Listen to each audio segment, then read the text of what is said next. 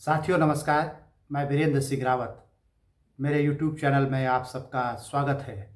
एक लंपट मूर्ख है। लोग उसे बाबा धीरेंद्र शास्त्री कहते हैं, लेकिन मैं उसे केवल धीरेंद्र कहूँगा।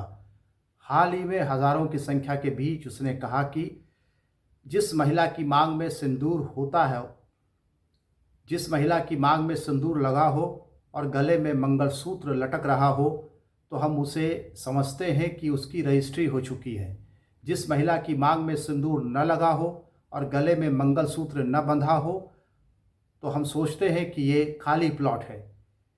धीरेंद्र का यह बयान सिंदूर और मंगलसूत्र का इस्तेमाल न करने वाली महिलाओं को क्या समझता है? वह समझता है कि वही महिलाएं खाली प्लॉट है जिन पर कब्जा किया जा सकता है। वह समझता है कि महिलाएं खाली प्लॉट हैं जिसमें पुरुष अपने मन का कचरा उड़ेल सकता है।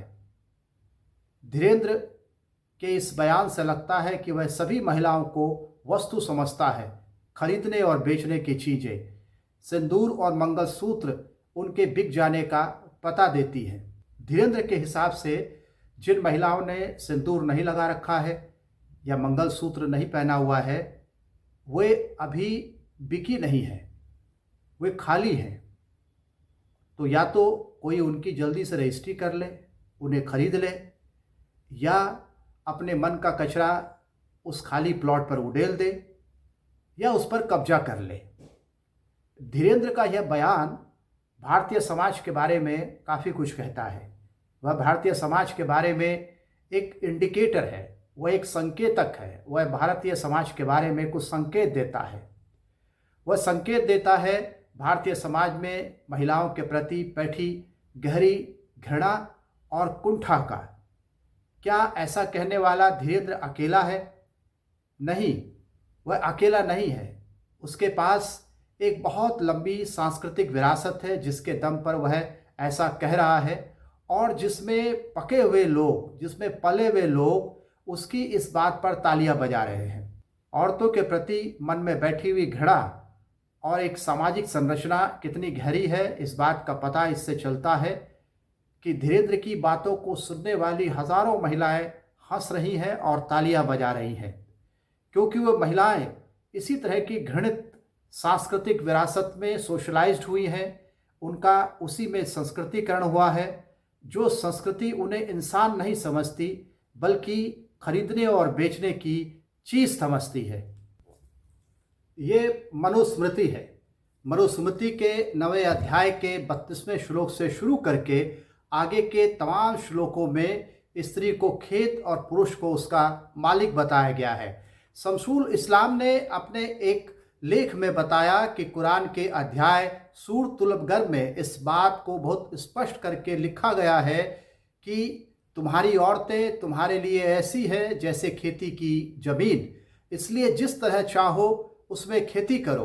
अपने इसी लेख में शमशुल इस्लाम बताते हैं कि मुसलमान औरतों को लेकर जो साहित्य भारत में उपलब्ध है, वह हिंदू महिलाओं को लेकर उपलब्ध साहित्य से किसी भी मायने में कम नहीं है। शमशुल इस्लाम बताते हैं कि मुस्लिम महिलाओं के बारे में उपलब्ध साहित्य में यह बात बहुत स्पष्टता के साथ बताई गई है कि औरतें मर्दों की खेतियां हैं, वे इनका चाहे जैसे इस्तेमाल करें। ये वो किताब है जिसमें शमशुल इस्लाम का ये लेख मिलेगा, और उस लेख में आपको इस संबंध में और भी बहुत सारी जानकारी मिलेंगी। इसी किताब में, यानी ये किताब, इसी किताब में लीला दुबे का एक लेख है, धरती और बीज। तो धरती और बीज नामक अपने लेख में लीला दुबे विस्तार से बताती है कि भारतीय संस्कृति में धरती और बीज का प्रतीक स्त्री और पुरुष के बीच स्वामित्व और अधिकारों की व्याख्या करने के लिए किया गया है। लीला दुबे के अनुसार नारद स्मृति में कहा गया है कि स्त्रियां खेत हैं और पुरुष बीज का मालिक। लीला दुबे के अनुसार पिता के अधिकार पर जोर देने के लिए धरती और खेत के रूपक का प्रयोग किया जाता है। लीला दुबे के अनुसार धरती और बीज के रूपकों के माध्यम से स्त्री और पुरुष में असमानता का संबंध निरूपित किया जाता है। उन दोनों के बीच में जो पावर रिलेशन की हायरार्की है कि किसके पास ज़्यादा पावर है, किसके पास कम पावर है, या कौन पावरलेस है और कौन पावरफुल है, इस बात को बताने के लिए ऐसे रूपक रचे जाते हैं जैसे कि धरती और बीज का रूपक। धरती निर्जीव है और जो बीज रखने वाला है वो सजीव है, वो बोता है, वो खेती करता है, वो जोतता है। और जो धरती है वह निर्जीव है, वह अपनी फसल पर, अपने शरीर पर, अपनी हलचल पर उसका कोई अख्तियार नहीं होता है। जिस समाज में स्त्री और पुरुष के बीच असमानता को धार्मिक किस्म की मान्यता हासिल हो, वहाँ ऐसी मान्यता को प्रचारित करने के लिए धरती और उसके मालिक के रूपक बनाए जाते रहेंगे और उनका उपयोग किया जाता रहेगा। इसलिए यह मामला धीरेन्द्र जैसे व्यक्ति का तो है ही, उससे भी ज़्यादा यह गहरी असमानता और कुंठा का है, जिसके पक्ष में इस्लामिक, हिंदू, ईसाई धर्म ग्रंथ और यूनानी मिथक खड़े हुए हैं।